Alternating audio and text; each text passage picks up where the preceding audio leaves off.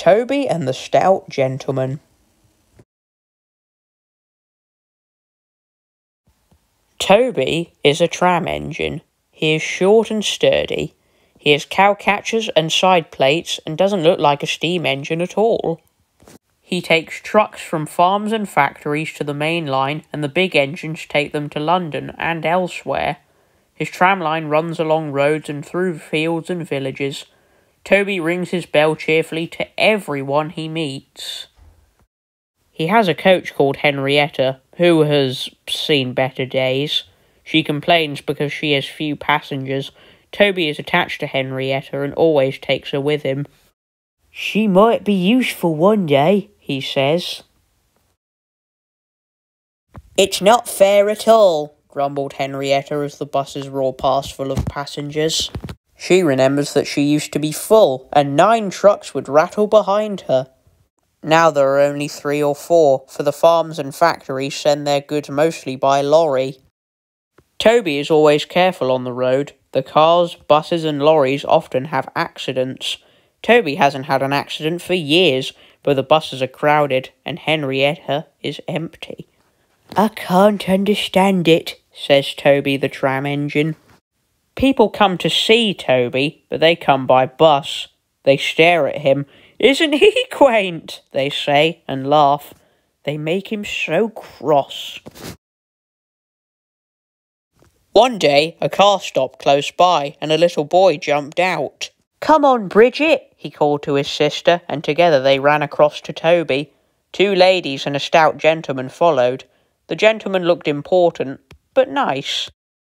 The children ran back. "Come on, grandfather, do look at this engine," and seizing his hands, they almost dragged him along.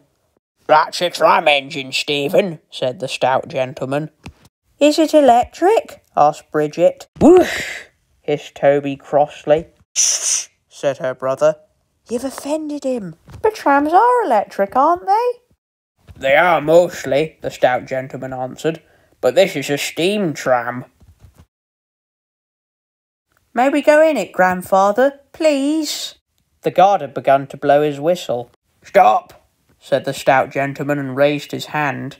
The guard, surprised, opened his mouth and the whistle fell out. While he was picking it up, they all scrambled into Henrietta. "Hip, hip, hooray!" chanted Henrietta, and she rattled happily behind. Toby didn't sing. "Electric indeed, electric indeed," he snorted. He was very hurt. The stout gentleman and his family got out at the junction, but waited for Toby to take them back to their car. "What is your name?" asked the stout gentleman. "Toby, sir." "Thank you, Toby, for a very nice ride." "Thank you, sir," said Toby politely. He felt better now.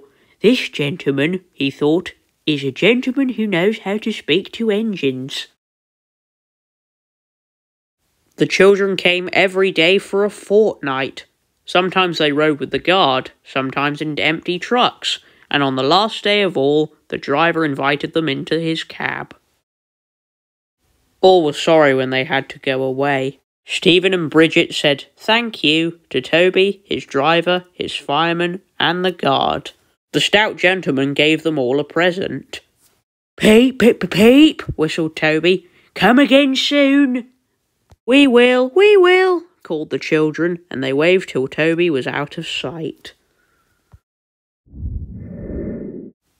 The months passed. Toby had few trucks and fewer passengers. "Our last day, Toby," said his driver sadly one morning. "The manager says we must close tomorrow." That day, Henrietta had more passengers than she could manage. They rode in the trucks and crowded in the brake van, and the guard hadn't enough tickets to go round. The passengers joked and sang, but Toby and his driver wished they wouldn't. "Goodbye, Toby," said the passengers afterwards. "We are sorry your line is closing down." "So am I," said Toby sadly. The last passenger left the station, and Toby puffed slowly to his shed. "Nobody wants me," he thought, and went unhappily to sleep. Next morning, the shed was flung open, and he woke with a start to see his fireman dancing a jig outside. His driver, excited, waved a piece of paper. "Wake up, Toby," they shouted, "and listen to this. It's a letter from the stout gentleman."